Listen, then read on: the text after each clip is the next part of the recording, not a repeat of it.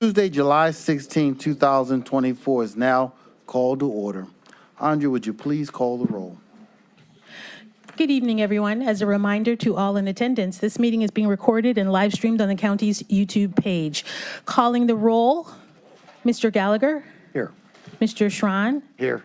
Ms. Conwell. Present. Ms. Turner. Present. Ms. Stevens. Present. Ms. Simon. Here. Mr. Kelly. Here. Mr. Miller. Present. Mr. Sweeney. Present.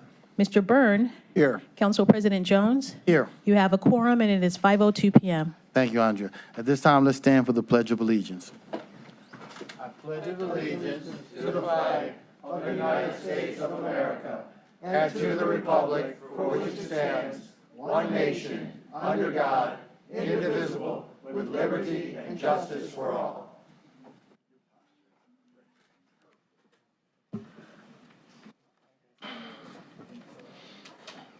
What? Okay.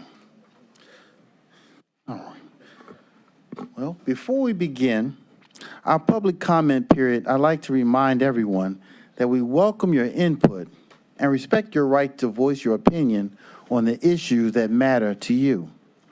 However, this council has a right and a responsibility to maintain and enforce content-neutral rules of decorum. The council's rules of decorum have been posted on the doors of council chambers, and copies of these rules are also available in the back. We expect speakers and members of the audience to abide by these rules.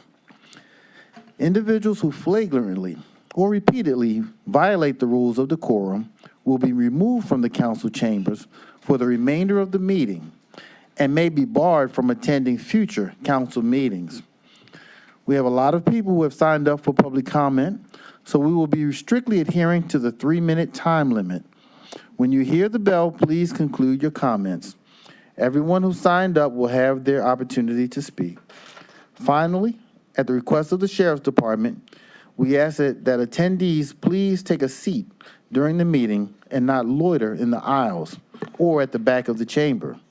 If all seats are occupied, overflow attendees can watch the meeting via the monitor directly outside the chambers. At this time, Madam Clerk, if you would begin the public comment. Hi, good afternoon, everyone. I'd just like to say that in accordance with the language that Council President read is no longer viable, and here are the new rules, which I will speak to right now. Good evening, everyone. In accordance with the temporary rules adopted by the July 2nd Council meeting, tonight's public comment period will be limited to 20 speakers. Those who have signed up to speak prior to the meeting have submitted their names, which will now be drawn at random. Anyone who is not selected to speak may submit written testimony to County Council Public Comment at cuyahogacounty.us, which will be shared with all members of council. We will now go into public comment and pulling the names.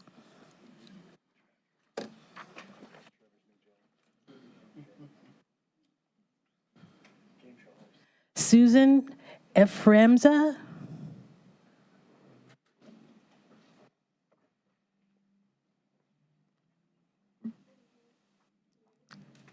Do you see a green light on? Then just press that button. Okay. You can hear me now? Yes. Okay. Feel free to pull the mic closer. Good evening. I'm Susan Ephraimson from Cleveland Heights. And of course, this is really not county business, and I would urge you to get back to county business. But since we're here, I'm reminded of the phrase that everyone knows. Everyone knows that if the terrorists would stop terrorizing, peace in the Middle East could start. Which reminds me of what noted historian Rabbi Beryl Wine said in describing a conversation between a rabbi and a priest in a bar. And no, this is actually not a joke. He was there speaking.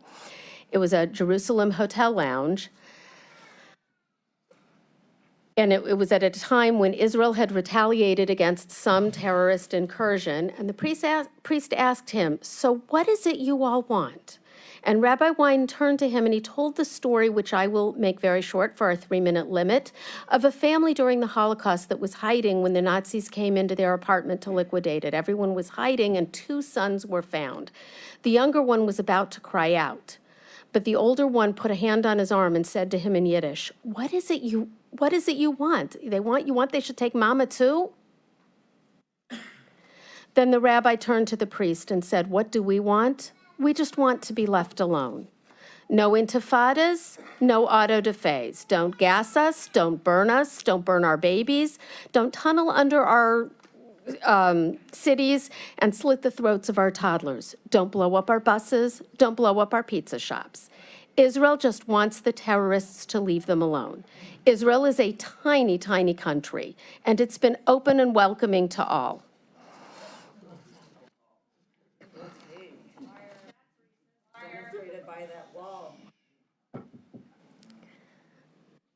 We say Am Yisrael Chai, that the Jewish nation should live. They say, from the river to the sea, they say they want peace, but that peace calls for Israel's destruction. Is that not a call for genocide? And how long are we going to listen to these comments here in county? All Israel wants is to be left alone and not terrorized. And I'm sorry I had to come here to say that, but thank you all for listening, and thank you all for withdrawing the resolution. Thank you.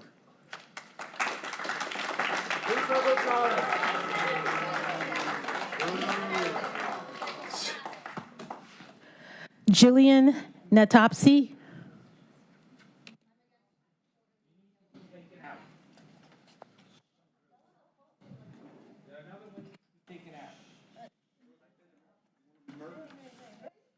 I'll wait. Ma'am, you can start now. Hi, my name is Jillian Natopsky. I am a resident of Cleveland Heights. I want to thank the council for not moving forward with the previously introduced anti-Israel resolution, and thank you for not considering additional attempts to do the same thing by a different name. Israel is our closest ally, and the misinformation and lies told here do not reflect or change U.S. foreign policy. Thank you so much. Tell that to U.S. recruiters.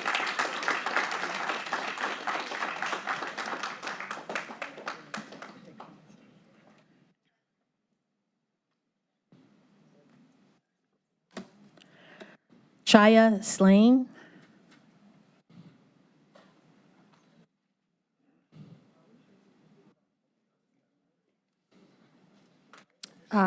Thank you. My name is Chaya Slane, and I'm a resident of Beechwood, Ohio, and I work in Pepper Pike. I just wanted to remind everyone that BDS is illegal in Ohio, so thinking about divesting from Israel is illegal. I also wanted to say that I'm the CEO and founder of Vertera Partners, which is an investment firm. We provide investment advisory services to ultra-high net worth families and institutions.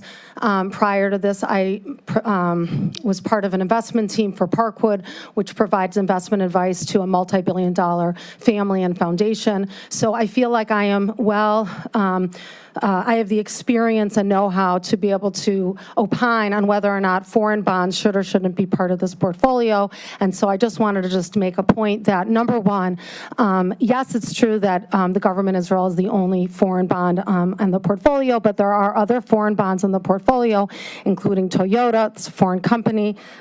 There's Credit Agricole, Toyota, Natixis, and I think a few others. So making the decision to divest from foreign bonds would reduce the diversification of the portfolio. It would also reduce the yield on the portfolio, which would be negative to taxpayers, and it would increase the risk because diversification reduces risk. So making this decision would actually increase the risk of the portfolio. So I wanted to just make those points. And then lastly, I just wanted to say, as a mother, it just is extremely upsetting to me that anyone would think that Israel should let terrorists come in and invade the homes of families and kill them, and then they should be in a position to not be able to defend themselves and then be accused of being a genocidal regime. Actually, it's pretty well clear that Hamas, they've made it pretty clear, they don't deny it, they are actually a genocidal regime. They are the ones who are trying to destroy Israel. So thank you very much.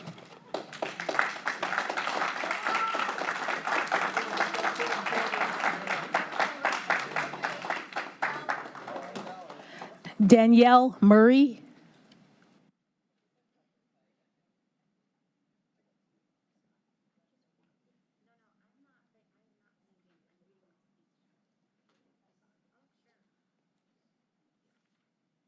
Hello, my name is Danielle Murray.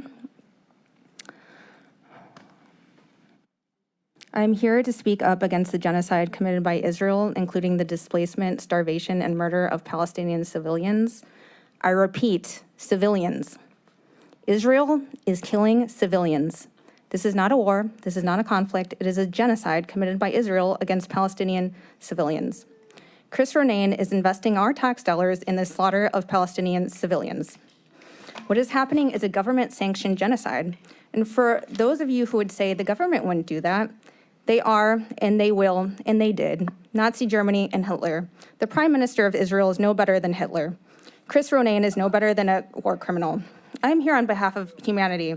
I'm here on behalf of my desire to be on the right side of history. And most importantly, I'm here on behalf of a Palestinian family. Noor, her husband Mohammed, and their 6-month-old baby Sarah. Noor, her husband Mohammed, and their baby Sarah are currently in Gaza. Noor and her family are currently living in a house with a broken window. Their window is broken because a bomb went off across the street. They were displaced, aka pushed out of their home by Israel/the IDF. Who is okay with that? By supporting Israel, you're saying you're okay with that. This is illegal activity. Last time I was here, I said, no one with a shred of intelligence doesn't see what is actually going on.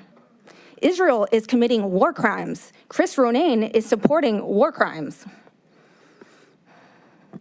And the people that are here that are brainwashed, including a couple females that were here, you are severely brainwashed. I hope that it's not just that you're evil, like Chris Ronayne is evil. He is profiting off of the slaughter of innocent civilians. For you to come up here and to say that Israel is the victim is psychopathic. It's either psychopathic or you are extremely brainwashed. How is the displacement, the starvation, and the murder of Palestinian civilians self-defense? I was just absolutely floored by the amount of Israeli propaganda, these brainwashed individuals of last time. Israel has murdered over 15,000 children.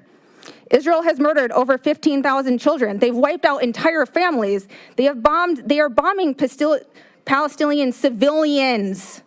People are forced to live in tents. These are people like me and you. They had lives before the genocide.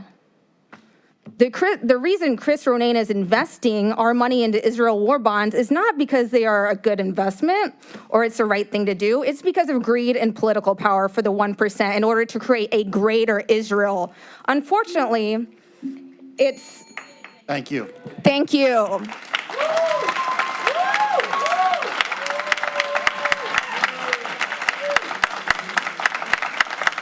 John Marcus.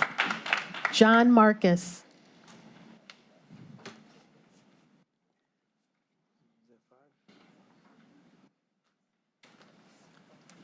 Good afternoon. My name is John Marcus. I live in Shaker Heights. I'm a board member of the American Jewish Committee in Cleveland. I want to thank Council for not moving forward with a previously introduced anti-Israel resolution, and thank you for not considering additional attempts. This is not an issue that should be brought before this Council, and I would urge you to return to county business as soon as possible. Thank you very much.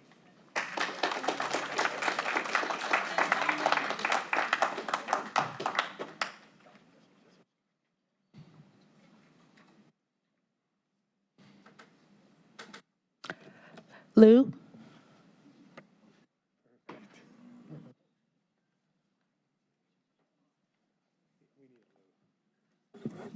Good evening, everybody. Calhoun County has been the #1 if you search on Google for all kinds of homeless issues, interventions. So here, I did present a New Year resolution in the past, so I would like you to consider another resolution. If Israel bond is so good, which nobody denies, it's a very good financial product, maybe we should also create a Cuyahoga County bound. Use the same term, and we also have a blank page for county council and administrative staff to figure out how to utilize the money you will receive from other foreign countries. Would that go into new county jails? Or would that actually go into all the health and human services people really in need, desperately in need in this county? Let's see how many foreign countries will be interested in purchasing this bond. Same thing, good return for them. Please do not really focus on a financial product which is man-made. Think about the revenue you receive from this financial product. How you utilize it, that's the true questions we should ask ourselves. If this bond has been served us so well, how come we have more homeless people, more senior adults losing their housing and ended up into a very horrible situation in the shelter or on the street? How come our youth do not get a proper education but getting involved with only juvenile justice systems? Why would these things happen to us? This is a different kind of situation we have to deal with. Maybe I'm not dead right at this moment, but the slow murder continues in this county. No different from the genocide anywhere else. But should we also save ourselves in order to help others first? So please, don't focus on the financial products only, but think about how we allocate the revenues we can get to make that the best money we can spend to help the people instead of putting people into homelessness and mass incarceration. Even right now in the shelter, mailing theft done by staff member, some, not all, still ongoing. In the previous meeting, somebody else came from the shelter, presented her struggles, even with just mailing. Don't even worry about our food. Don't even worry about all the mildews you can find in the shower stalls. We have to live in the construction, day in, day out. Think about that. Thank you.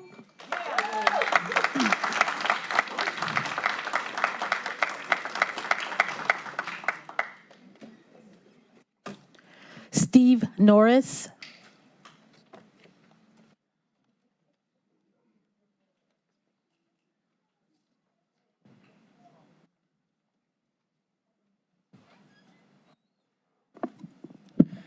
Hi, my name is Steve Norris.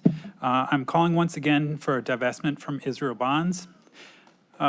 We're familiar with federalism in the United States. Many are also aware of independent two-state solutions for Israel and Palestine. I wanted to raise awareness of another solution that may not be as familiar, confederation. I hope greater knowledge of options for the future reduces fear of the unknown. Under a Land for All's proposal, Israel-Palestine would be a singular territorial unit with two states under June 4th, 1967 borders, forming a confederation. Based on shared principles of equality, freedom, and dignity, emphasizing partnership over strict separation, each state would be sovereign and linked with an open border. The governmental systems in both states would be democratic. Palestinians living in Israel would have the right to vote in Palestinian elections, and Israeli citizens of the future Palestinian state would vote in Israel. A number of institutions would be shared by both states for matters that would equally affect both communities, such as water management, epidemic management, tourism, and finances. The two states will decide what power is granted to each government individually and which matters will be handled jointly. A future Palestinian state would have the right to grant Palestinian refugees the right of return. Jews in the diaspora would maintain the right to return to Israel. There would be no Israeli military presence in the Palestinian state. Instead, both sides would develop shared, effective, and competent security services. Citizens of both states would have equal rights in accordance with the Universal Declaration of Human Rights. To address historical injustices, would need to consider power dynamics, resource allocation, access to land, planning, and development. Examples of confederation include Switzerland from 1291 until it became a federation in 1848. Belgium has also had increasing confederal aspects, recognizing profound cultural, sociological, and economic differences between the Flemish, Dutch-speaking, and Walloons, French-speaking. I hope greater familiarity with Confederation as an option provides more chance for peace. In the meantime, let's stop funding militarized action and divest from Israel bonds. Thanks.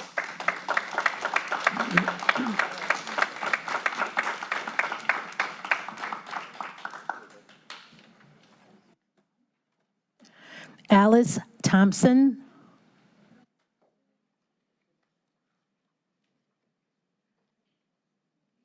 Alice Thompson.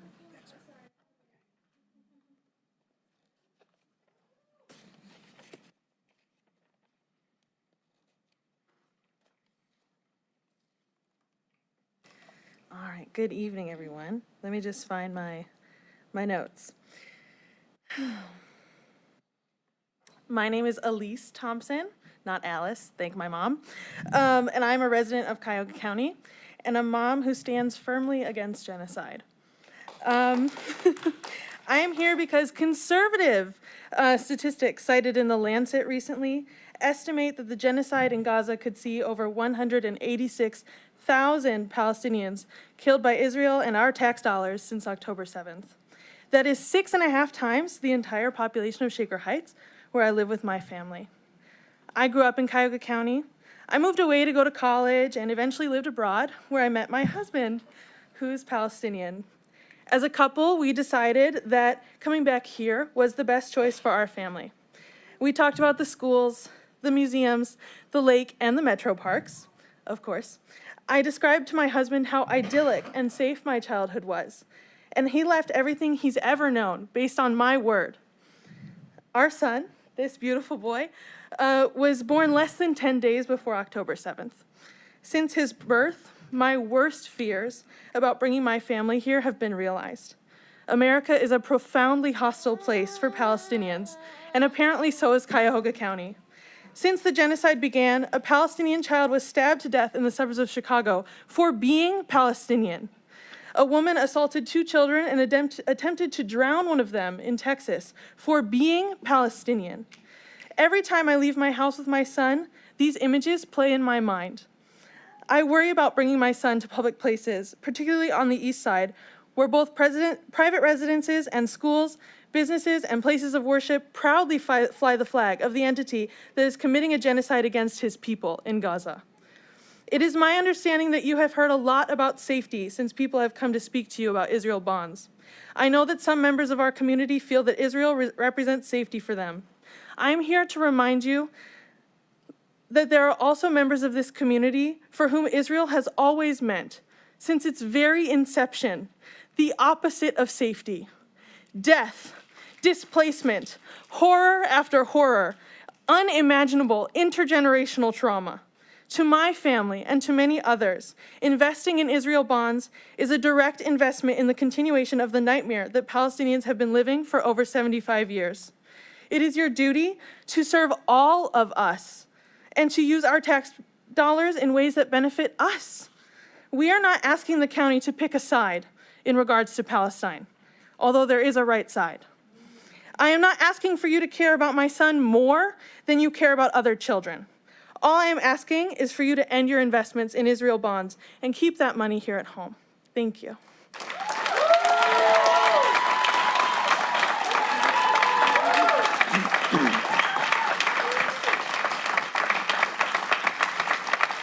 Jason Wooliger.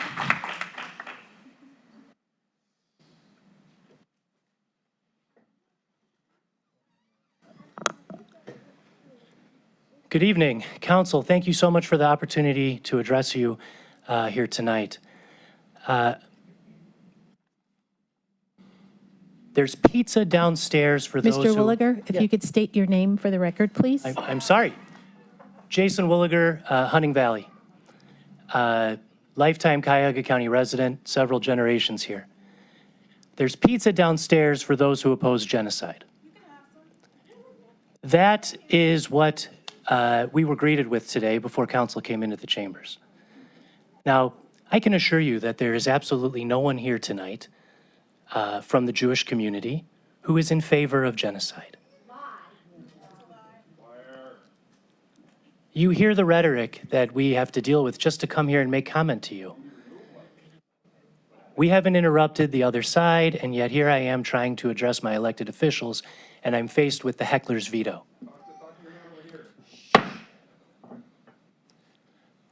Council, it's so important that Cuyahoga County has neighbors that can get along, that we can talk about controversial things together without becoming hateful. Accusing Israel of genocide when there's no genocide there does not advance the cause of peace. Holding up red hands, and I don't know if you know the origin of the red hands. The red hands started in 2000 when two Israelis made a wrong turn and went into Ramallah. They were swarmed by a group of angry Palestinians. They were taken into protective custody by the Palestinian Authority. And then the jail that they were taken into protective custody in was overrun.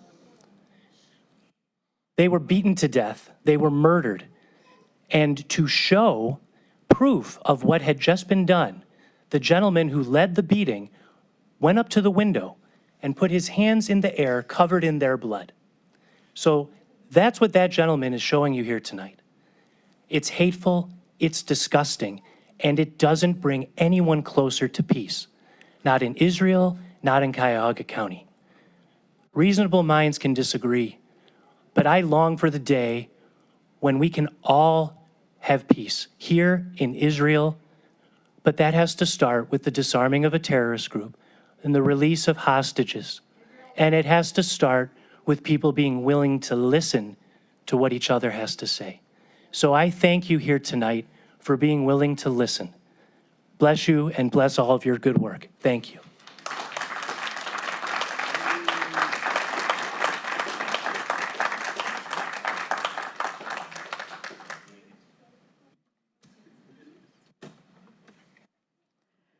Amal Hamad.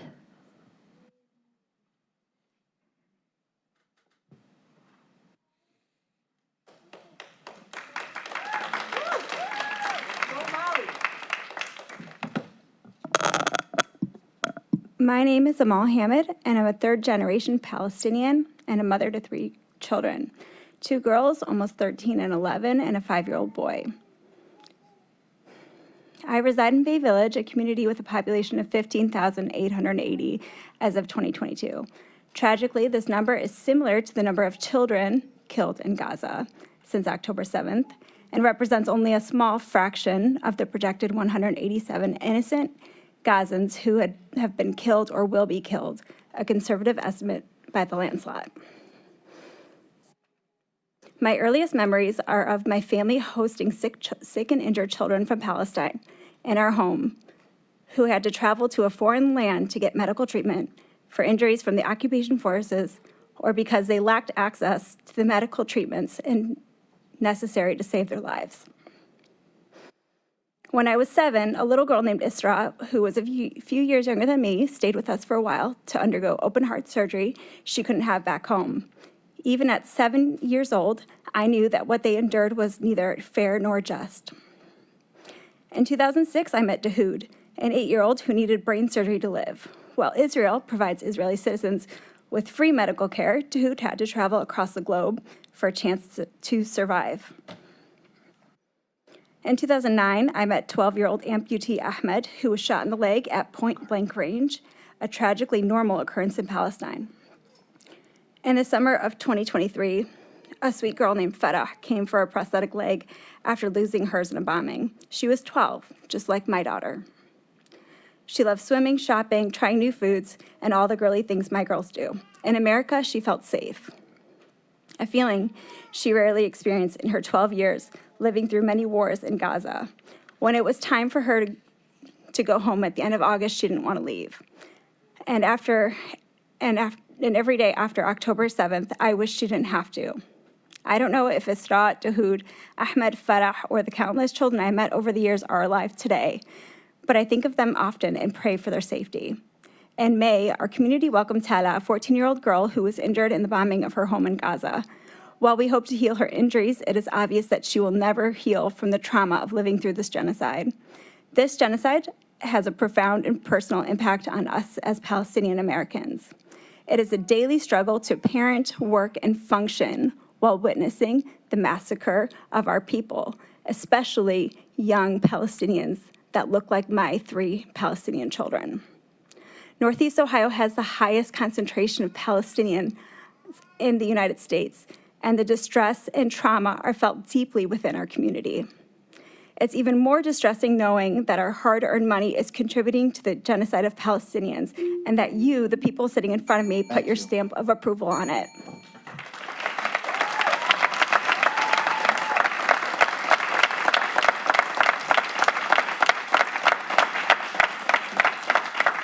Sarah Fadala.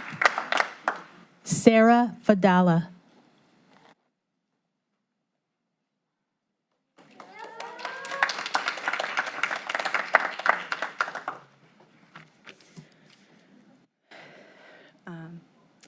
You just give me 1 second.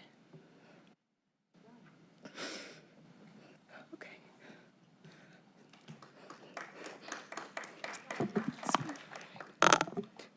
Hello. As many of you have known, Ms. Fadala, if you could state your name for the record, please. I will absolutely state my name. Okay. So my name is Sarah Fadlallah, and I'm here again to not only stress the importance and urgency with which we should act on securing legislative assurance that no further connection to foreign investments will take place, I want to spend my time debunking a claim that was made several weeks ago. I'm sorry, having to listen to a lot of the nonsense that is being spewed and regarding how we are acting when there is an active genocide and numbers like 186,000 people being murdered is grounds for let's all be respectful in this room when actively these people are being murdered is just barbaric to me, barbaric. So I apologize for my emotion because that has no place right now. I will continue with my speech. I want to spend my time debunking a very specific claim stated in previous meetings. While I stand here week after week and in full solidarity with the people in Palestine, I myself am not Palestinian. I am a Sudanese American woman fighting for liberation and justice for all. So when I hear arguments claiming the only reason we are targeting Israeli bonds is an act of anti-Semitism, my distress reaches its boiling point. As a Sudanese woman, I'm confronted not only with the genocide we in Cuyahoga County are funding, but also the pillaging of my homeland via proxy war, where over 2.5 million people are projected to die of starvation by September if significant changes aren't made immediately. A proxy war is one that's largely funded by outside forces, and in this case, those forces include the United Arab Emirates, Russia, Israel, and others alike, who ruthlessly supply weapons to mercenary forces. This has left my family no other alternatives than to flee, be killed, or captured. My eldest brother was literally evacuated from the eastern border of Sudan with Ethiopia while working with Doctors Without Borders because the organization could not guarantee aid workers' safety. Thankfully, he was lucky and my maternal family were lucky enough to be able to escape. However, these foreign agents continue to fuel the deranged campaign and onslaught, similarly to how we here in this room are funding the continued ethnic cleansing in Gaza. So when I stand here before you, urging you to keep our money locally, detangling us from the very real foreign villains who misuse and abuse the funds they are given, I'm not only targeting Israel. My agenda has always been clear. Keep the money here to help the hometown I've grown to love and call my own. Help it flourish and reach its full potential, instead of supporting foreign tragedies like the decimation of my homeland, making it virtually uninhabitable due to foreign governments' catastrophic intervention and exploitation. We target where our money is going, and Israel is currently the only foreign entity we fund. So we're not only targeting Israel. Thank you. Thank you. Your time is up.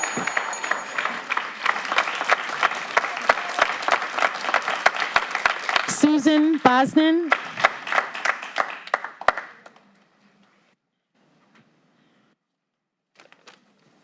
Hi, my name is Susan Borison. I'm a resident of Cuyahoga County in Beechwood. And I'm so sorry. I really stand here to just say thank you. No one goes into public service to withstand what we've been doing the last few sessions here. And I thank you, because I think you stand there and you listen to us week after week. You're attentive. I see you all looking at me right now. The last time I spoke here, I also felt very heard.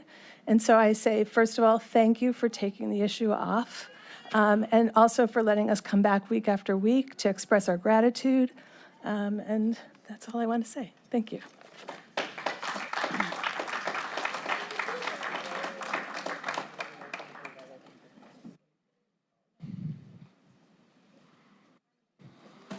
Steve Greenberg.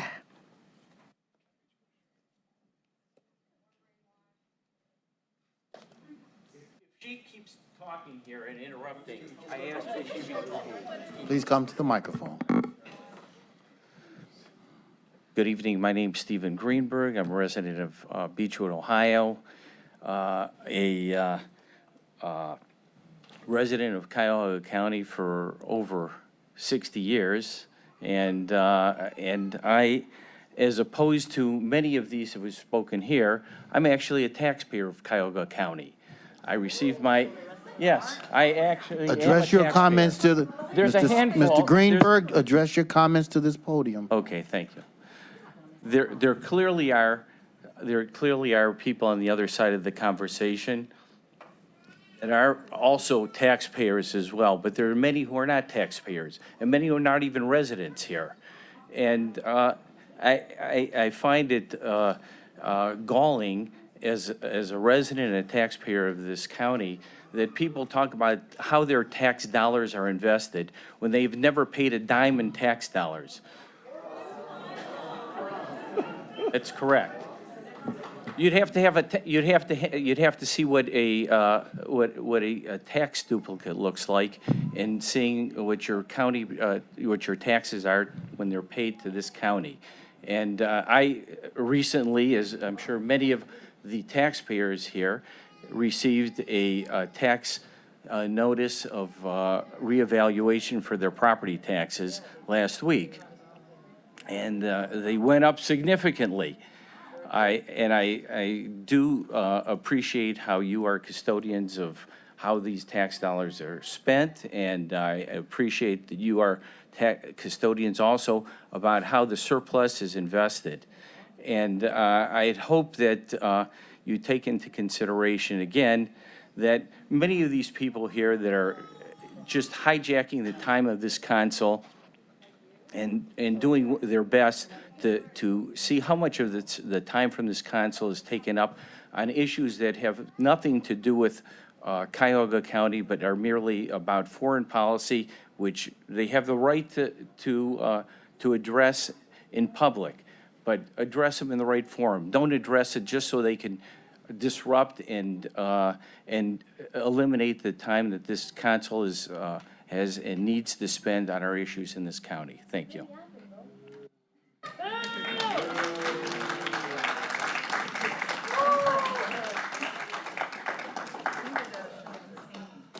Tyler Tehran.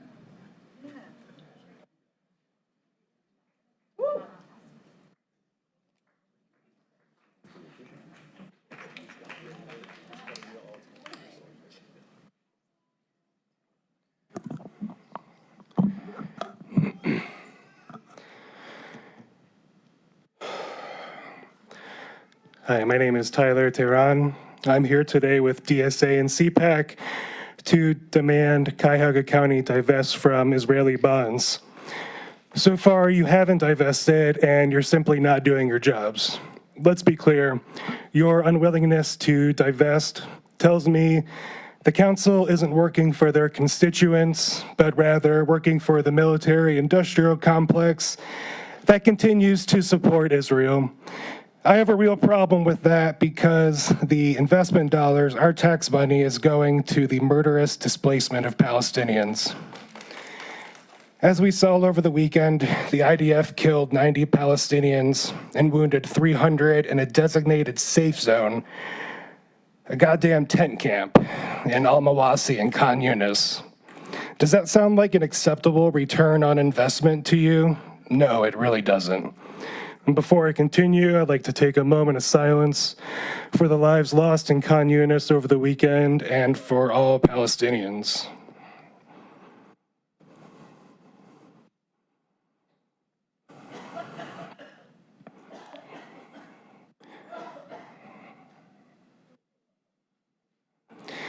I am deeply disappointed in the council for introducing this resolution where you're only allowing 20 speakers. It's incredibly undemocratic. If you don't want to sit here and listen to your constituents, then don't run for county council. Need I remind you, you work for us. Finally, I'd like to share a quote from 1910 by Karl Kautsky, a Jewish socialist. It is labor that gives people a right to the land in which it lives. Thus, Judaism can advance no claim on Palestine. On the basis of the right of labor and of democratic self-determination, today Palestine does not belong to the Jews of Vienna, London, or New York who claim it for Judaism, but to the Arabs of the same country, the great majority of the population. Before the Nakba in 1948, when roughly 750,000 Palestinians, or over 80%, were ethnically cleansed from their land, they worked hard.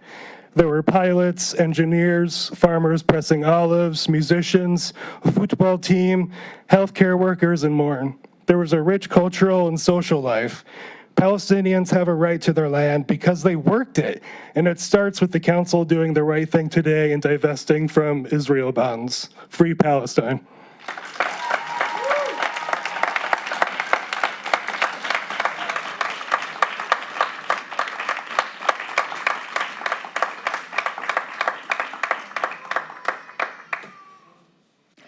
Doreen Warren.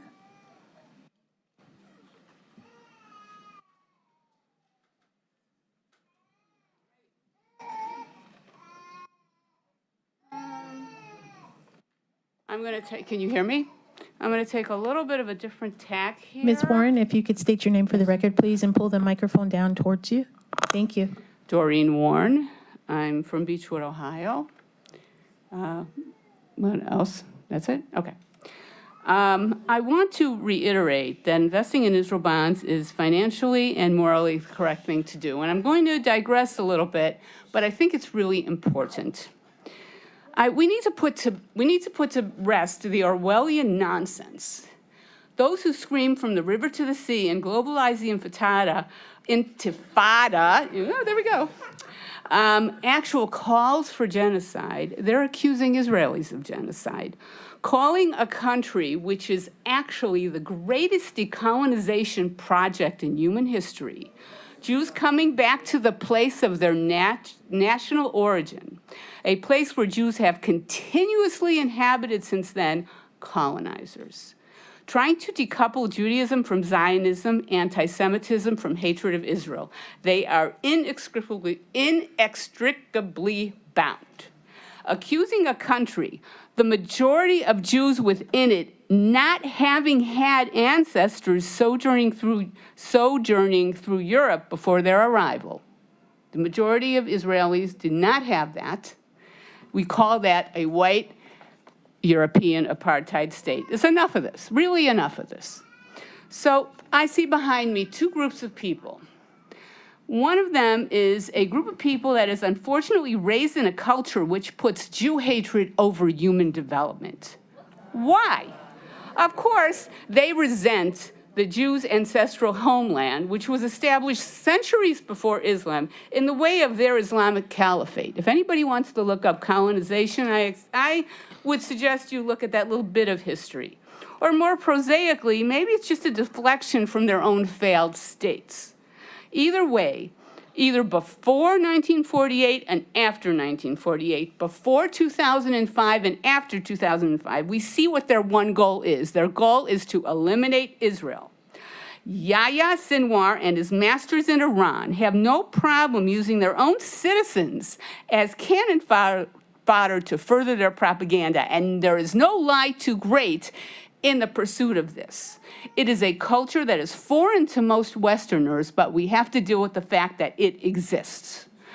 The second group is mostly idealistic younger people who have been co-opted to advocate for this evil.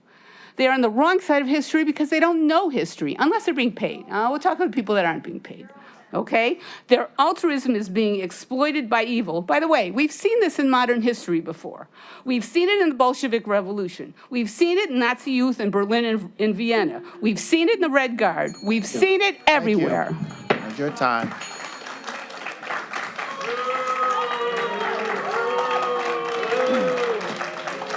Daniel Borison.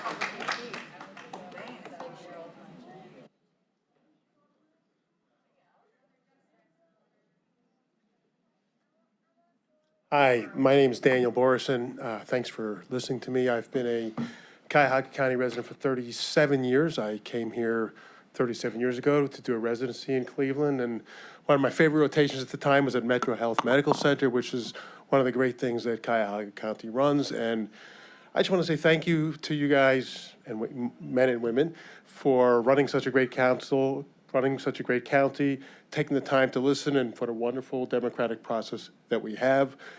I think that you guys are angels for listening to the misrepresentation and lies that we hear week after week here. And not only that, for spending the inordinate amount of time that you guys spent listening carefully to us, and I appreciate that. So again, all I want to do is say thank you for withdrawing the resolution. Thank you for investing Cuyahoga County funds in the most lucrative way possible to bring us returns so that you can fund the ongoing things in Cuyahoga County that are important, such as Metro Health Medical Center. Thanks very much.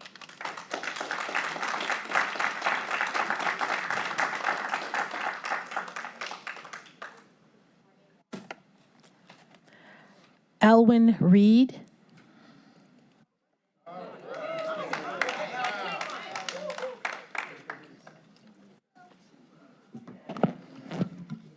My name is Alwyn Reed. I'm here to represent the Office of Child Support Services workers.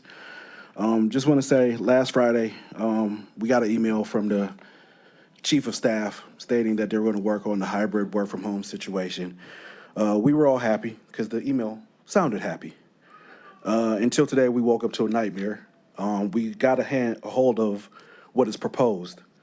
And the proposal is a stark contrast to what the email says. The proposal does not allow flexibility. It's actually taking away flexibility. Our agency, we're on hybrid right now. Majority of us, we work 3 days at home, 2 days in office. The proposal was asking to eliminate one of those days and knock us down to 2, which is going to create a more economic deficit for most of our workers. Our issue is, one of our biggest issues is none of us was in the room when this proposal was made, decided, worked on. And quite frankly, we're tired of that because you guys are making decisions that are not necessarily going to affect you guys, but are going to affect us as workers. And this is going to affect us, okay? We work from home. We've been working from home since the pandemic started. I've enjoyed every minute of it. It's allowed me to be a better father, better parent, and a better worker. I'm more productive at home versus being in the building. I would like to continue that. We're asking for county council and whoever is in charge of this work from home remote policy to reconsider and to leave OCSs alone and leave us with our 3 days at home and 2 days in the office. The things that was striking to us is the fact that none of this is going to allow us to achieve what the county motto is. None of it. You're talking about economics. This is hurting us. I'm a person that worked 2 days in a building. When I'm here, I got to decide whether I'm going to pay for parking or eat lunch. That's not something I should have to do. So adding on the extra day is adding on more cost. It says in here flexibility and cost and hoping to retain and attract the best and brightest workers to this county. That's not what this policy is going to do. It's going to hurt. I'm going to tell you, what I'm telling you all right now is this. You guys enact this policy, Office of Child Support Services workers will leave. And you will have no one work in those buildings. Same thing goes for our workers on EFS, JNet, and everything. What we had in place, we're asking for you guys to continue it, not to make it worse. Work with us, not work against us. You guys are talking about, we get emails daily about our safety and our concerns. You bring us down to another building, down here another day, that is increased our lack of safety. Cars are getting broken in. You guys are not helping to pay for those when they're broken in, but you want us to come down here extra day? Help me make that make sense, please, because it's not making any sense to me or any of the workers. Please, thank you.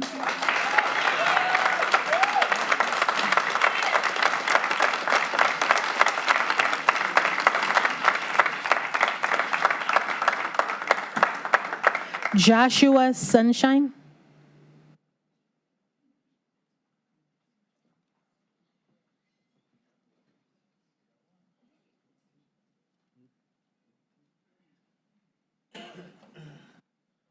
Good evening. Thank you all for being here. I want to thank the council for not passing. Joshua, if you could state your name for the record, please. My name is Josh Sunshine. I live in University Heights. Thank you all for being here. I want to thank the council for not passing the divestment resolution. The boycott, divestment, and sanctions agenda is another well-coordinated international effort to attack the Jewish state and the Jewish people. This is a decades-old tactic attempting to seize on a moment of turmoil. It is designated to demonize the Jewish people and to create a double standard for the Jewish state. In other words, it is the epitome of the internationally recognized definition of anti-Semitism, or the hatred of the Jewish community. This is the same definition that is used by the state of Ohio. Changing the language or focus of a resolution towards opposing any foreign investment is this same resolution, but by a different name.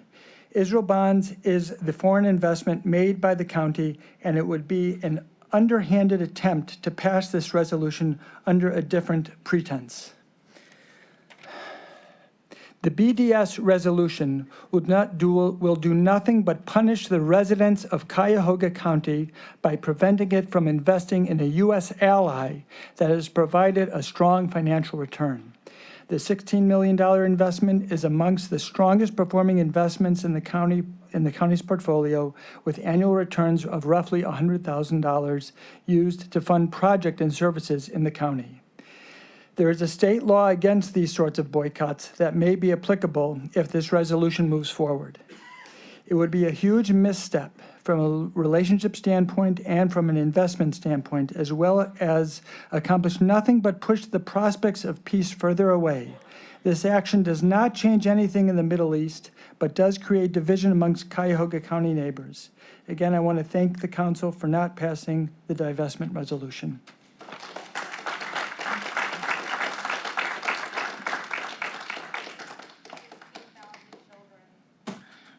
Joseph Gutter.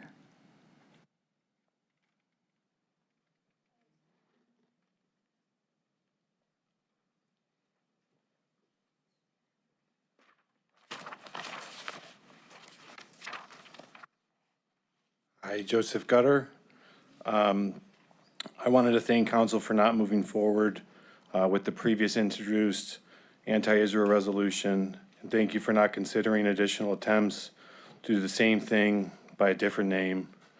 Israel is our closest ally, and the misinformation and lies told here do not reflect or change U.S. foreign policy. I did want to say one additional thing. I just returned from Israel, and my biggest takeaway is the extent that Israel has to go to protect itself and this country it's unbelievable what they have to do to protect themselves and this nation, because the terrorists want this country not to exist just as much as they hate Israel. Thank you.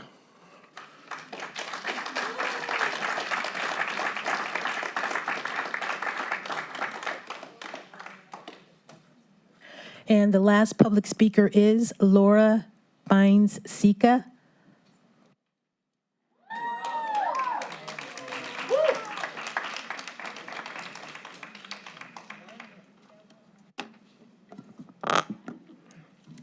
My name is Laura Bynes-Sika. I am a resident of Lakewood. I work in Midtown, and I have lived in Cuyahoga County since 2011.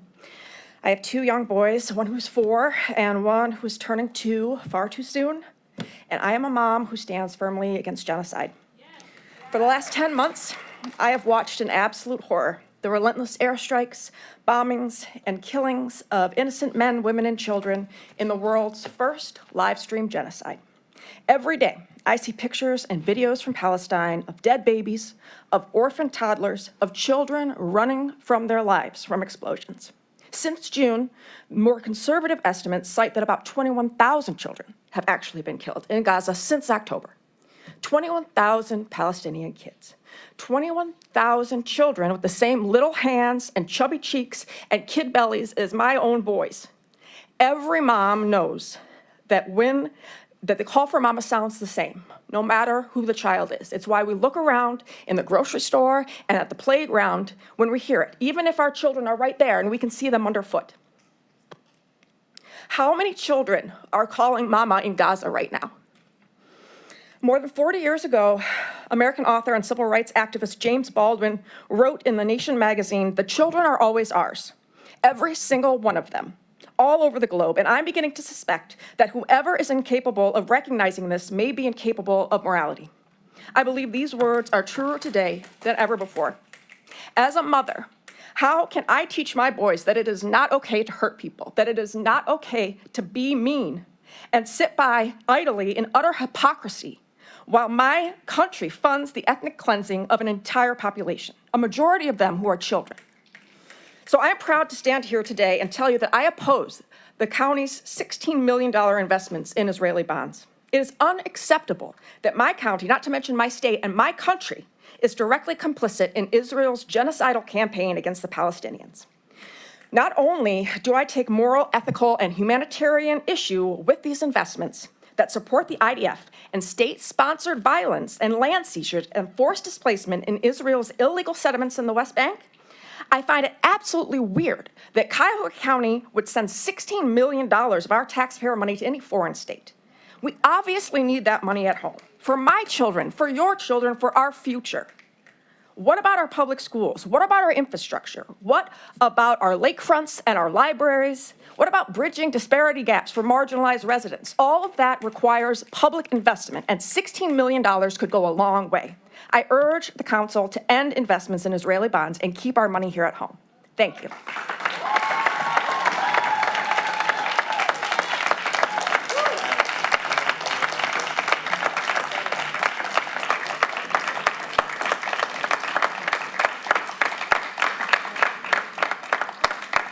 Right, at this time, we will have approval of our minutes from our July 2nd meeting. So moved. Second. Properly moved and seconded. All in favor? Aye. Aye. Aye. Opposed? Ayes have it. The minutes are approved. This time, we'll have messages from our county executive. No messages, all right. Legislation introduced by council.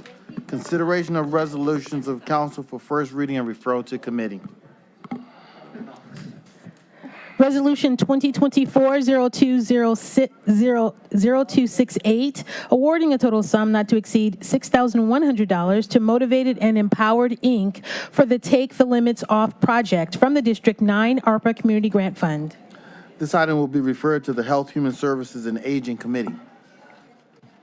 Resolution 2024-0269, awarding a total sum not to exceed $350,000 to the Metro Health System for behavioral health facility upgrades in the Emergency Department from the District 10 ARPA Community Grant Fund. This item will be referred to the Community Development Committee.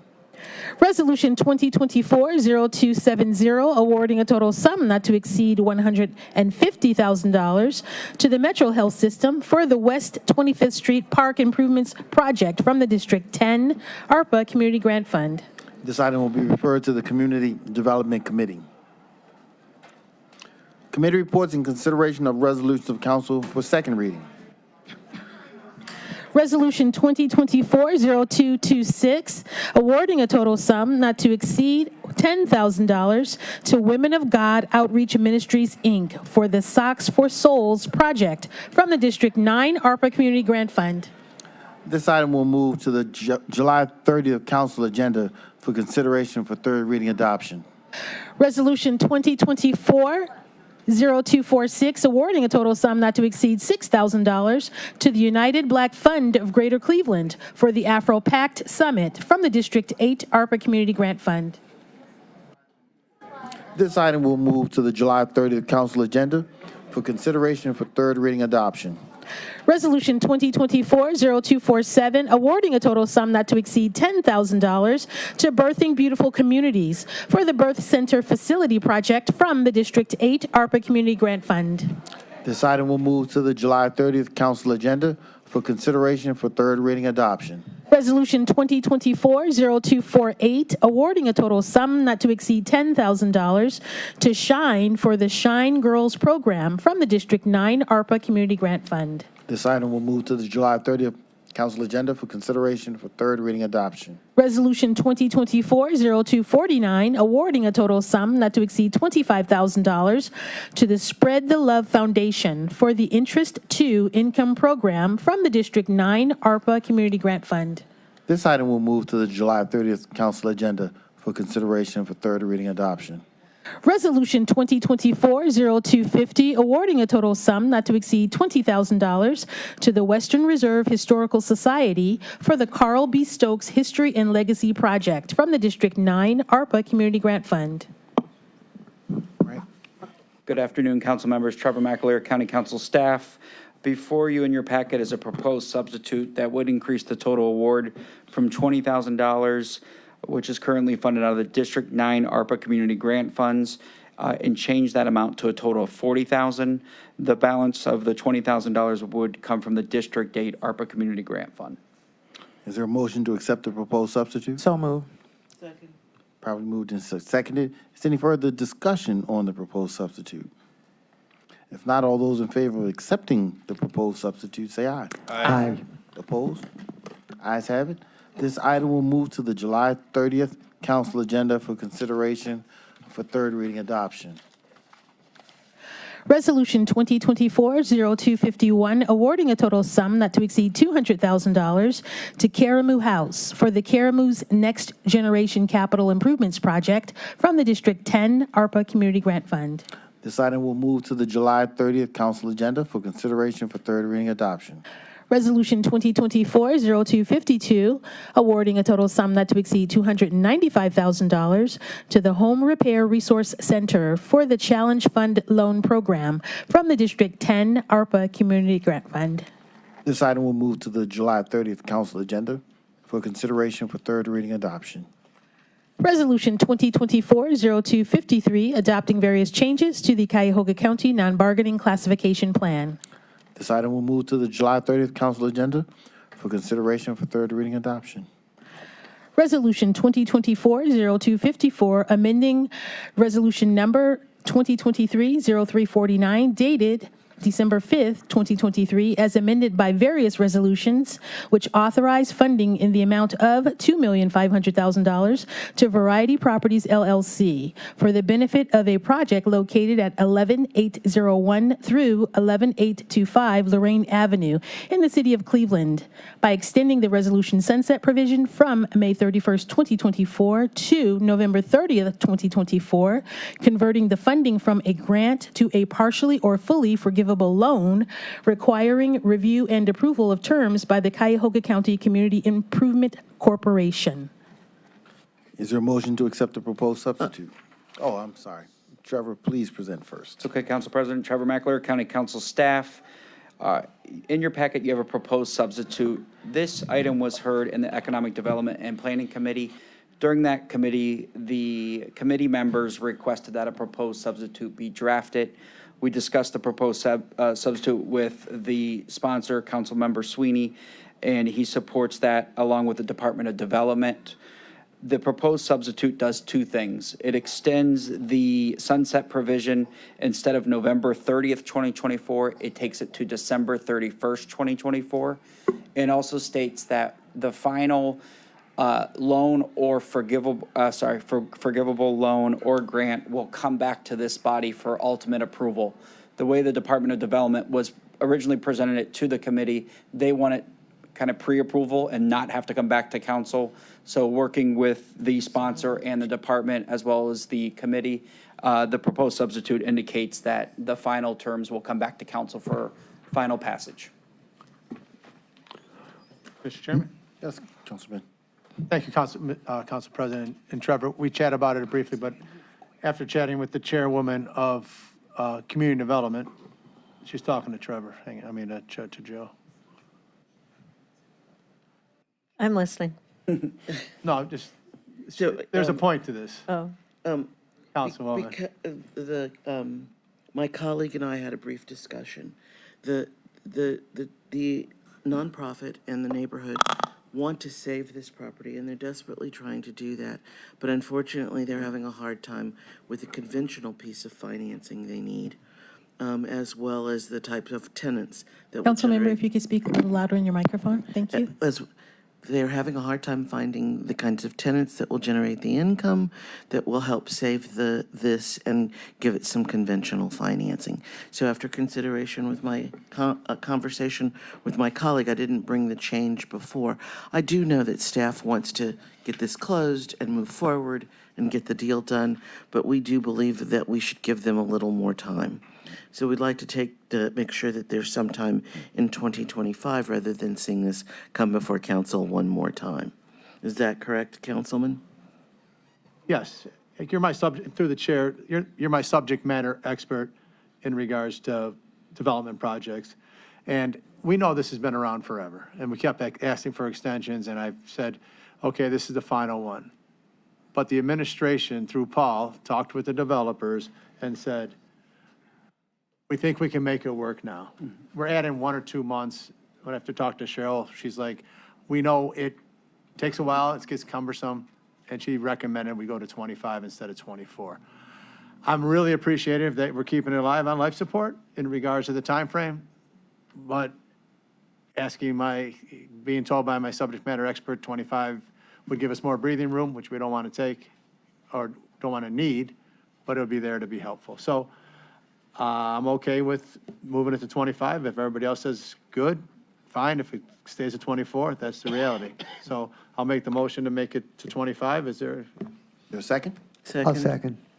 Probably moved and seconded. Is there any further discussion on the proposal? Yeah, the only discussion, Mr. President, I have is not to allocate the time it should be needed, but projects, as my colleague who is a project person knows that if you don't sometimes keep a little pressure on, things don't get done, they get kicked, they go to whatever the length of time the calendar allows. And so my suggestion would be not to change they asked in the open session, could they extend it? And we did extend it. And then they asked, could they extend it again till the end of the year? And we said, that's what the purpose of this is.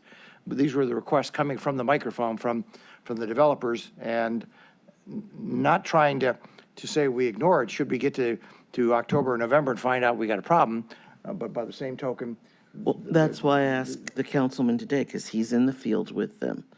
I do know that you did ask at the meeting. I was absent. Right. But at the same time, if he told me that needed more time, if he had told me, no, Cheryl, they got this, I wouldn't have opened my mouth today.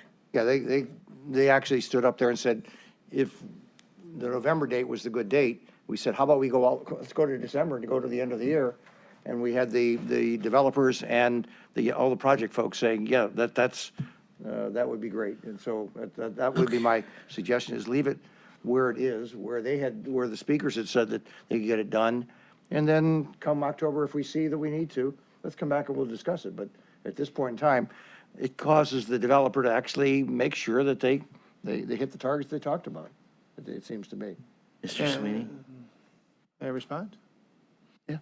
Thank you, Mr. President. And I appreciate, because it was your committee and I failed to attend. So it's on me for not making the comments now.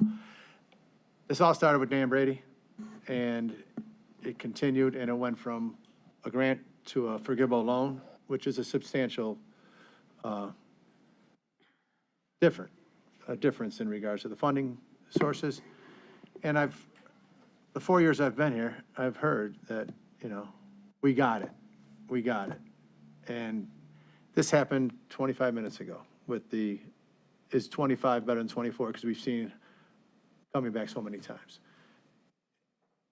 So there's a motion and a second to make it 25. If we call the roll, where the chips fall, where they may, and I'll be cool with it. I prefer 25. If we get 24, I'm thankful. And please understand, my vote is not reflective of anything in regards to the project. It is to keep the foot on the gas. And so. I'll go with whatever you do, Jay. Okay, I want to support the project. I wouldn't have taken the effort to make sure we got it going to this point out there. So I'm a cheerleader for the project. As a matter of fact, I hope maybe the new Superman movie will be launched in the variety theaters out there. So we'll do our best to do that. Any further discussion? Just one question. I'm looking at the legislation. So we're just extending it a month? Okay. No, there was. This is another substitute? Because I'm looking at this one. No, it was extended from May to November, and then from November to December. December 24. The initial way it was originally proposed, it was November 30th. Yeah, It was the extension from May 31st. to November to December, end of the year. Yeah, so it was extended, what, 8 months? From May 31st. Council President, if I may provide a little bit of clarification. Yes. The legislation that was introduced 2 weeks ago, Councilwoman, was proposing to extend the sunset provision to November 30th. And in committee last Monday, the committee members, in discussion with the property owner and the developer, said, what about changing that November 30th date to December 31st? So the proposed substitute would change the current legislation that's in front of you from November 30th to December 31st. Yes, thank you.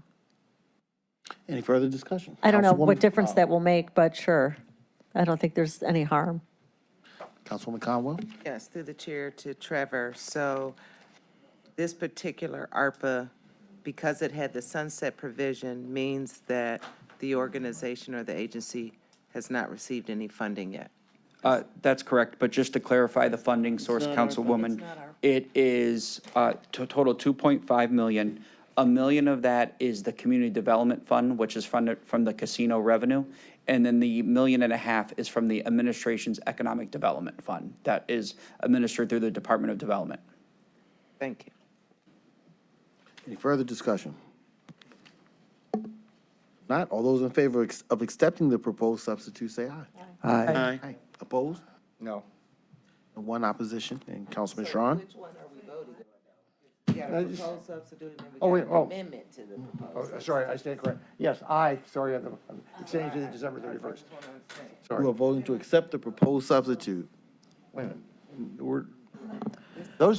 They moved and seconded. I An believe. amendment. Councilman Strawn, we just voted to accept the proposed substitute. Council President, I think there's the proposed substitute, which was moved and seconded, and then there was discussion about changing the proposed change deadline from Vice President Stevens and Councilmember Sweeney to, I believe, some date in 2025. That's Change correct. 24 to All 25. right, so till December 31st, 2025. That's correct. So that needs to be on the table first, I believe. Thank you, staff. Council President, that was my question. I was hearing 25, but I'm looking at 24. So we're going to make a motion from the floor to change the date. Right. From- Well, that motion, correct. Was that motion made by Cheryl Stevens? Yes, it was. Okay, so we have a motion on the floor to change the date from December 31, 2024 to December 2025. Was that motion seconded? Seconded by Councilman Sweeney. Now, it's been properly moved and seconded. All in favor of that proposed substitute change, say aye. Aye. Opposed? No. And two opposition? Three. Three. Okay. Councilwoman Cheryl Stevens, Councilwoman Yvonne Conwell, and Councilman Jack Strawn are noes on that. Stop. Simon. I think so what is the date in 25? It's a year? We're extending it from December 24 to December of 25? Yes, And this is to give the developer an opportunity to make this happen? because it changed from a grant to a loan. And the harm to the county by waiting those additional 12 months for this to work is what?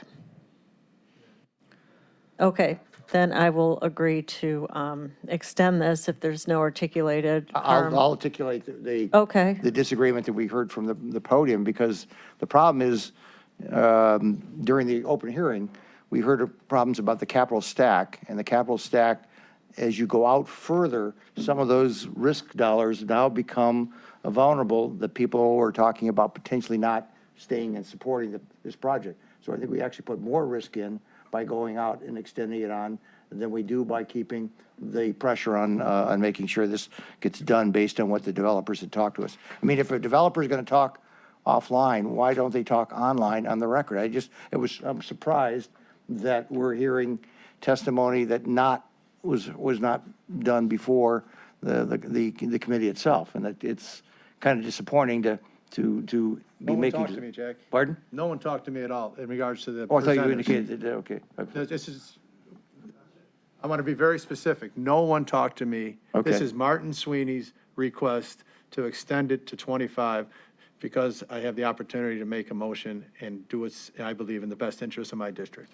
And I'm only referencing what took place when the developers, the Economic Development Department, everybody came up here and took the microphone during the meeting and said and that this we is don't not- need the time, and as a courtesy, we said, why don't you go to the end of the year?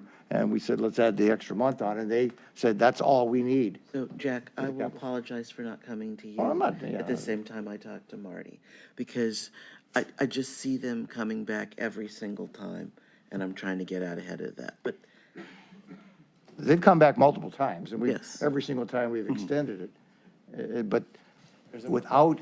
So I don't think we should prolong this. If I'm with my colleague, if there are votes for it, good. If there are not votes, they'll survive.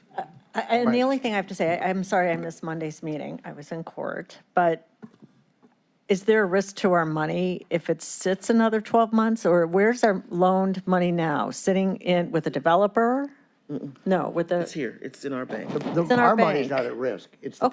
project. I believe the project is at risk. Okay, but that's so what, I guess? I mean, if a project blows up by December of 24 or 25, it doesn't matter as long as our money's secured. That's my position. So, we're not, the project blows, it blows. Well, Okay. that'll be the disappointing part is the project blows. It will be sad, Yeah. but it won't be because of our vote.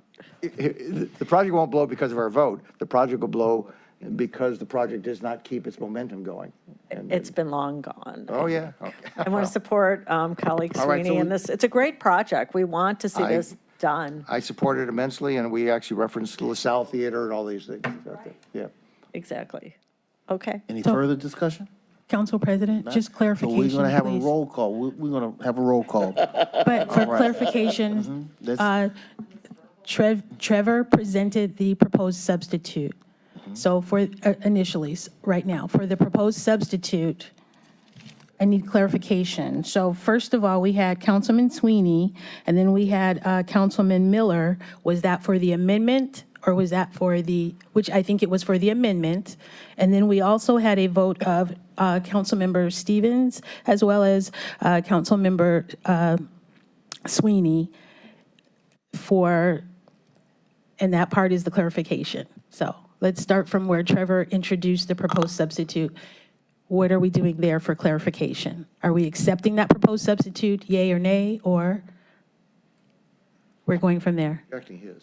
Council President, if I may give a suggestion, I think we should do an amendment to the proposed substitute to change it, if that's what the council members would like to do, from December 31st, 2024 to December 31st, 2025. So that would be one vote, and then you would adopt the proposed substitute as amended. And that would be the current legislation in front of the body. The amendment to the proposals, as Trevor has put forward, we already had a first and a second. Let's repeat those. Who was the first? Who was the second? Cheryl was first, I was second. Okay, you got that, Madam Clerk? Yep, I do. She first and second. And now we will do a roll call on this amended proposed substitute. Thank you. Councilman Gallagher? He's absent. Okay. Councilmember Schran? No. Councilmember Conwell?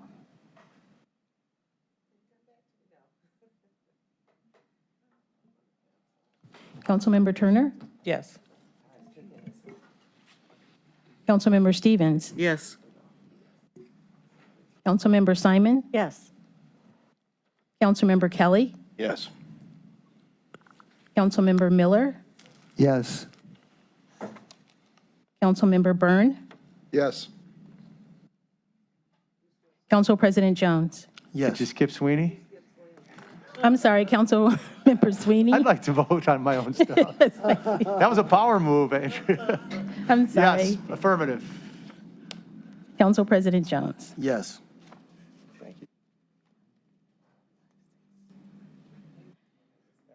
The motion carries with 8 voting in the affirmative and 2 casting dissenting votes. Mr. President, Now, at this time, Councilman Miller. I would like to make a motion that we accept the substitute as it has been amended and make it part of the resolution. We'll do a roll call on that as well. You know what he is saying? Second. No. Dale just made a motion and I'm seconding it, right? Now we have to vote on that, yes. No, let's do this. Withdraw that and we will move forward now that it has been amended. Right. Okay? All those in favor of accepting the amended proposed substitute, that is what we're now ready to vote on. Okay? That is what we're going to consider voting on. Okay, we just amended the proposed substitute. Now that is amended, we are now going to vote on the amended proposed substitute. So if Councilman Miller will withdraw his. So I was actually moving the same thing. I thought it. Yeah, we need a. Well, let me it do would it be this useful to time. have Just a for the motion. sake of lack of confusion, allow me to do it. And if you would, just withdraw your statement and Okay, allow fine. me to lead this here. So- Madam President, isn't it just going just for a second reading at this point in time, though? Yes. Yeah, we're not Second voting on reading. this. It's still only a second reading, yeah. We've amended it for a second reading. And that's It has been amended to 2025. Now, all those in favor of accepting this amended proposed substitute, say aye. Aye. Aye. Opposed? Ayes have it. And now at this time, this item will move to the July 30th council agenda for consideration for third reading. Third reading adoption. Consideration of a resolution of council for third reading adoption. Resolution 2024-0225, awarding a total sum not to exceed $95,324.03 to the Crew Foundation for the Skill Up, Crew Up initiative from the District 8 and District 10 ARPA Community Grant Funds. Move to adopt. Second.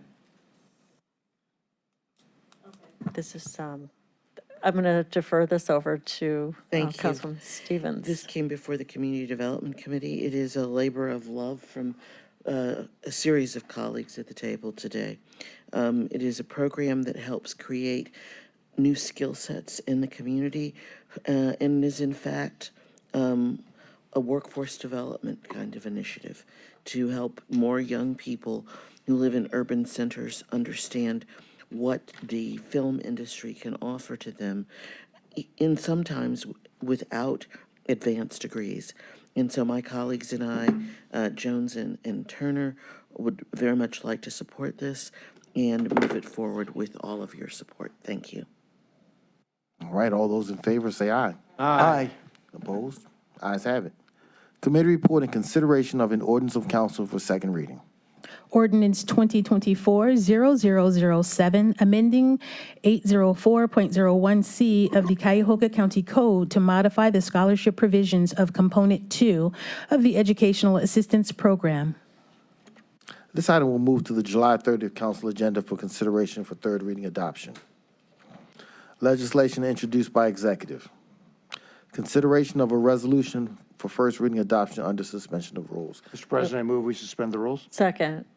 Properly moved and seconded. All those in favor of suspending the rules say aye. Aye. Opposed? Ayes have it. The rules are suspended. Resolution 2024-0271, amending the 2024-2025 biennial operating budget for 2024 by providing for additional fiscal appropriations, appropriation transfers, and cash transfers. Move to adopt. Second. Mr. President and colleagues, this is the regular fiscal agenda of budget amendments. Answers to our questions to OBM are on your desks. Notable is a cash transfer of $2,094,589 for this year's Community Development Supplemental Grant Program, which includes $594,589 carried over from prior years, which I think a couple of my colleagues were instrumental in helping to make that happen.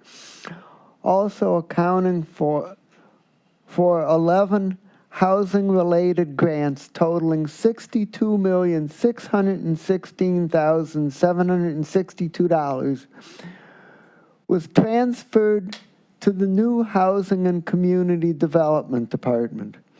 Other items are routine, and I recommend passage on first reading suspension.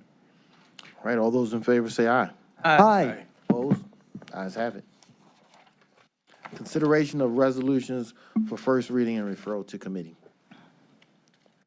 Resolution 2024-0272, confirming the county executive's appointment of Milak Rashid to serve on the Cuyahoga County Citizens Advisory Council on Equity for an unexpired term ending July 14th, 2026. This item will be referred to the Human Resources Appointments and Equity Committee. Council President, Yes. Council Rule 9C allows for the reading of very similar items by abbreviated titles. Therefore, items 2 through 4 will be read into the record by abbreviated titles if there are no objections. I don't object. Okay. Resolution 2024-0273, confirming the county executive's appointment of LaRon Clayton to serve on the Cuyahoga County Citizens Advisory Council on Equity for the term July 15th, 2024 through July 14th, 2027. This item will be referred to the Human Resources Appointments and Equity Committee. Resolution 2024-0274, confirming the county executive's reappointment of Colleen Cotter for the term July 15th, 2024 through July 14th, 2027. This item will be referred to the Human Resources Appointments and Equity Committee. Resolution 2024-0275, confirming the county executive's reappointment of Dr. Charles Modlin for the term July 15th, 2024 through July 14th, 2027. This item will be referred to the Human Resources Appointments and Equity Committee. Resolution 2024-0276, confirming the county executive's reappointment of David Wondolowski to serve on the Cleveland-Cuyahoga County Port Authority Board of Directors for the term October 1st, 2024 through September 30th, 2028. This item will be referred to the Human Resources Appointments and Equity Committee. Resolution 2024-0277, fixing the 2025 water, storm, and sanitary sewer maintenance and/or sewerage treatment rates for County Sewer Districts 1, 1A, 2, 3, 5, 8, 9, 13, 14, 18, 20, 21, 22, and 24, in accordance with Ohio Revised Code, Section 6117.02. This item will be referred to the Public Works Procurement and Contracting Committee. Resolution 2024-0278, approving and confirming the 2025 water, storm, and sanitary sewer maintenance and/or sewerage treatment assessments for County Sewer District numbers, again, 1, 1A, 2, 3, 5, 8, 9, 13, 14, 18, 20, 21, 22, 20, and 24, in accordance with Ohio Revised Code, Section 6117.02. This item will be referred to the Public Works Procurement and Contracting Committee. Resolution 2024-0279, authorizing the appropriation of real property for the replacement of Rockside Road bridges number 03.23 and 03.32 over the Cuyahoga River in the City of Independence and Village of Valley View. This item will be referred to the Public Works Procurement and Contracting Committee. Resolution 2024-0280, making an award on requisition 14136 to Trimore Corporation in the amount not to exceed $523,515, and it's for the Cuyahoga County Airport Pavement Rehabilitation Apron Slab Replacement Phase 2 project. This item will be referred to the Public Works Procurement and Contracting Committee. Resolution 2024-0281, making an award on requisition 14052 to the Murphy Contracting Company in the amount not to exceed $4,446,000 and let me start again, $4,446,600 for elevator modernization in various Cuyahoga County-owned buildings. This item will be referred to the Public Works Procurement and Contracting Committee. Resolution 2024-0282, making an award on requisition 14468 to WB Mason in the total amount not to exceed $864,000 for furnishing and delivery of reprographic paper to various county departments and agencies for the period October 1st, 2024 through September 30th, 2028. This item will be referred to the Public Works Procurement and Contracting Committee. Resolution 2024-0283, making an award on requisition 13225 to Michael Baker International, Inc. in the amount not to exceed $2,099,800 for planning and engineering services for the improvement of the Veterans Memorial Bridge over the Cuyahoga River in the city of Cleveland. This item will be referred to the Public Works Procurement and Contracting Committee. Resolution 2024-0284, authorizing an award on a purchase order to the Safety Company LLC, doing business as MTech Company, in the amount not to exceed $3,164,837.05 for a joint cooperative purchase of 5 replacement GapVax trucks for the Sanitary Division. This item will be referred to the Public Works Procurement and Contracting Committee. Resolution 2024-0285, authorizing an amendment to a contract 4663, a development loan in the amount not to exceed $10 million to Playhouse Square Foundation for the benefit of the Lumen at Playhouse Square project to extend the due date of the loan from September 13th, 2024 to September 13th, 2025 upon payment of $5 million in principal plus accrued and unpaid interest. This item will be referred to the Economic Development and Planning Committee. Resolution 2024-0286, authorizing an economic development loan in the amount not to exceed $2 million to PPT Real Estate Holding LLC or its approved designee for the relocation, expansion, and renovation of Place Park Technologies campus, located at 747 and 755 Alpha Drive, Highland Heights. This item will be referred to the Economic Development and Planning Committee. Resolution 2024-0287, making awards on requisition 13103 to various providers in the total amount not to exceed $3,425,000 for design and administration of a small business program with a focus on minority and women-owned businesses, effective upon contract signature of all parties through June 30th, 2026, items A through D. This item will be referred to the Economic Development and Planning Committee. Resolution 2024-0288, authorizing an affordable rental housing development loan to Cuyahoga Tay LP or its designee in the total amount not to exceed $600,000 for the development and construction of a new 50-unit supportive housing building for foster care transition-aged youth experiencing homelessness in Cuyahoga County. This item will be referred to the Health, Human Services, and Aging Committee. Resolution 2024-0289, adopting the 2024 Cuyahoga County Sustainability Plan in accordance with Section 202.18 of the Cuyahoga County Code. This item will be referred to the Education, Environment, and Sustainability Committee. Resolution 2024-0290, authorizing a contract with Child Care Resource Center of Cuyahoga County, doing business as Starting Point, in the amount not to exceed $5,100,000 for management, administration, and implementation of various support services for the Universal Pre-Kindergarten Program for the period August 1st, 2024 through July 30th, 2027. This item will be referred to the Education, Environment, and Sustainability Committee. Resolution 2024-0291, making awards on requisition 13868 to various providers in the total amount not to exceed $26,402,873.16 for Universal Pre-Kindergarten Program services for the period August 1st, 2024 through July 31st, 2027, items A through WW. This item will be referred to the Education, Environment, and Sustainability Committee.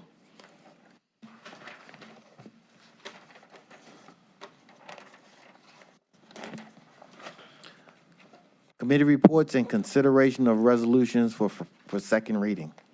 Resolution 2024-0243, submitting a grant agreement among Say Yes Cleveland and College Now Greater Cleveland, Inc., in the amount not to exceed $1,600,000 for administration and fiscal agent services for the Say Yes Cleveland program for the period July 16, 2024 through July 15, 2025. This item will move to the July 30th council agenda for consideration for third reading adoption.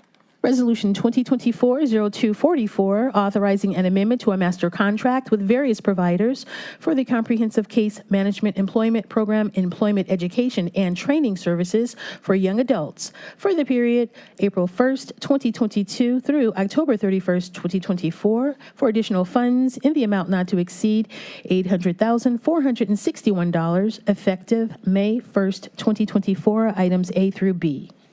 This item will move to the July 30th council agenda for consideration for third reading adoption.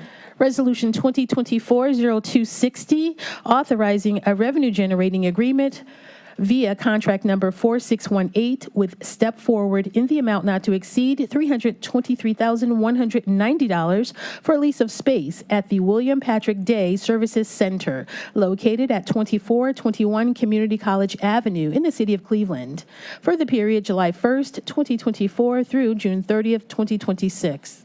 This item will move to the July 30th council agenda for consideration for third reading adoption. Resolution 2024-0264, adopting the 2024 Economic Development Plan in accordance with Section 7.05 of the Cuyahoga County Charter and Section 801.01 of the Cuyahoga County Code. This item will move to the July 30th, 2024 council agenda for consideration for third reading adoption. Resolution 2024-0265, authorizing an amendment to a contract with Alcohol Monitoring Systems, Inc. for GPS alcohol bracelets and monitoring services for the period April 1st, 2022 through December 31st, 2024, to extend the time period to December 31st, 2026, and for additional funds in the amount not to exceed $2,400,000. And this item will also move to the July 30th council agenda for consideration for third reading adoption. Committee reports and consideration of resolutions for second reading adoption under suspension of rules. Can I have a motion to suspend the rules? Mr. President, I hereby move we suspend the rules. Second. Properly moved and seconded. All those in favor of suspending the rules say aye. Aye. Opposed? Ayes have it. The rules are suspended. Resolution 2024-0233, confirming the county executive's reappointment of Dr. Deborah A. Abbott to serve on the Cuyahoga County Archives Advisory Commission for the term December 1st, 2023 through November 30th, 2027. Move to adopt. Second. Dr. Abbott attended the committee meeting to express her interest in being reappointed to serve on the Archives Advisory Commission. She shared her professional experience as a genealogist specializing in African American research and demonstrated a passion for preserving Cuyahoga County's historical records. I ask for your support of her reappointment. All those in favor say aye. Aye. Opposed? Ayes have it. Resolution 2024-0258, confirming the county executive's reappointment of Bishara Addison to serve on the Alcohol, Drug Addiction, and Mental Health Services Board of Cuyahoga County for the term July 1st, 2024 through June 30th, 2028. Move to adopt. Ms. Addison attended the committee meeting to express her personal and professional interest in being reappointed to serve on the Alcohol, Drug Addiction, and Mental Health Services Board. She provided background on her significant experience in the public and nonprofit sectors and expressed a strong commitment to serving the mental health needs of our region's residents. I ask for your support of her reappointment. All right, all those in favor say aye. Aye. Opposed? Ayes have it. Resolution 2024-0261, making an award on requisition 13412 to Jadco Construction Services, Inc., in the amount not to exceed $559,490 for restriping and paving markings in the Cuyahoga County Huntington Park Garage, effective upon contract signature of all parties through December 31st, 2024. Move to adopt. Mr. President, my colleagues, Matt Reimer presented this item in committee last week in Public Works. This is a contract with Jadco Construction Services Incorporated for restriping and pavement markings at the Huntington Park Garage. The department sent out 2 RFPs. The first time we didn't get any responses, the second time only 1 bidder. There is a 25% SBE and a 5% WBE goal on this project. Jadco is also a registered FBE business with the city. Unfortunately, the total contract amount came in significantly higher than the engineer's estimate, but that estimate did not include the full scope of work. The funding source for this project is from parking garage revenue. I encourage my colleagues to support this resolution. I just have a quick question, sorry. Yes, go ahead. How often do we actually have to restripe and do this? Comes Matt Reiner. All right.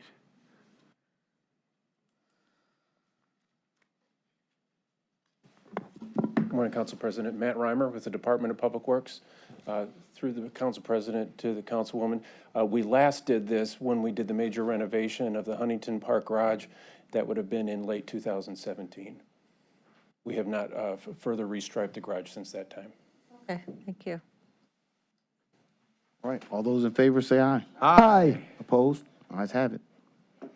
Resolution 2024-0262, making an award on requisition 14474 to Independence Excavating, Inc., in the amount not to exceed $10,812,068.09 for the construction of 2.66 miles of shared use path along North Marginal Road connector from East 9th Street to East 55th Street in the city of Cleveland. Move to adopt. Mr. President, my colleagues, Nicole English presented this item in Public Works Committee last week. It's for a construction contract. The county received 5 bids. Independence Excavating was the lowest and best bid. There is a 7% DBE goal, and this is for the connection between East 9th Street and East 55th Street as part of the Lakefront Development Project. The bid came in 5% less than the engineer's estimate. Construction will start right away and will pause during the air show, but most of the work will be done next year with final completion in early 2026. The project is funded 52.6% federal funds, 2.8% county motor vehicle from the $7.50 license tax fund, 1.2% City of Cleveland, and 43.4% Cleveland Metro Parks. I urge my colleagues' support. All right, all those in favor say aye. Aye. Opposed? Ayes have it, the resolution is adopted. Consideration of a resolution for third reading adoption. Resolution 2024-0242, making an award on requisition 14199 to Galls LLC in the amount not to exceed $875,000 for furnishing uniforms for correction officers, corporals, sergeants, and lieutenants. And it's for the period January 1st, 2025 through December 31st, 2027. Second. President and colleagues, this has been heard some weeks ago. It was nothing to hold it up. It's a needed resolution, so I ask for your support. All those in favor say aye. Aye. Opposed? Ayes have it. Consideration of an ordinance for first reading and referral to committee.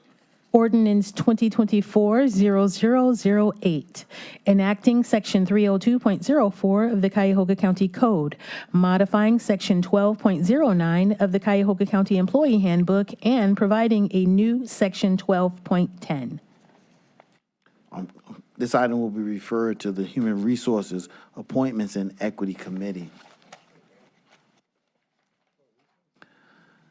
Report by clerk on legislation withdrawn at the request of the sponsor.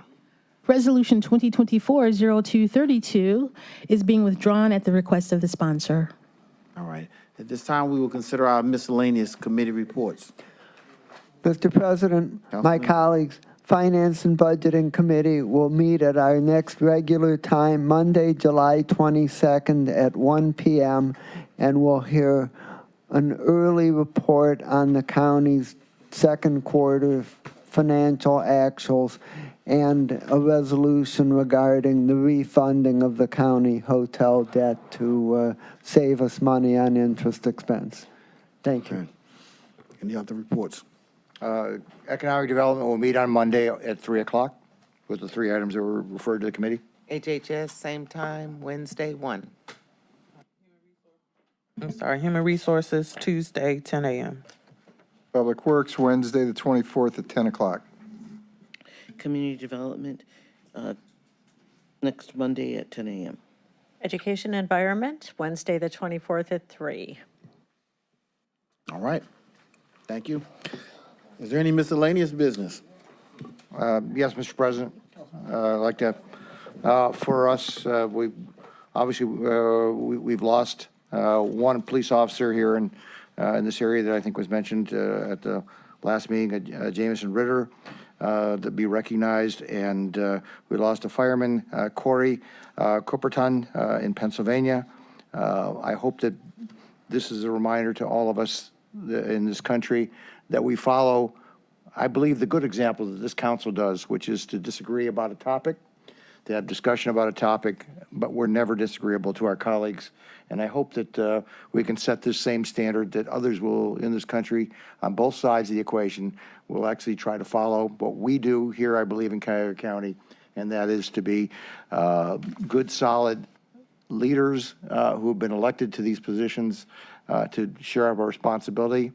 But like it was with Dan Brady and I, afterwards, if we disagreed over a topic, we'd go grab a beer afterwards, and we would shake hands and move on. And I hope that others in our country could follow the leadership that this council does. I'm so proud to be members of this, one of the 11 that are sitting on this body. Thank you, and God bless.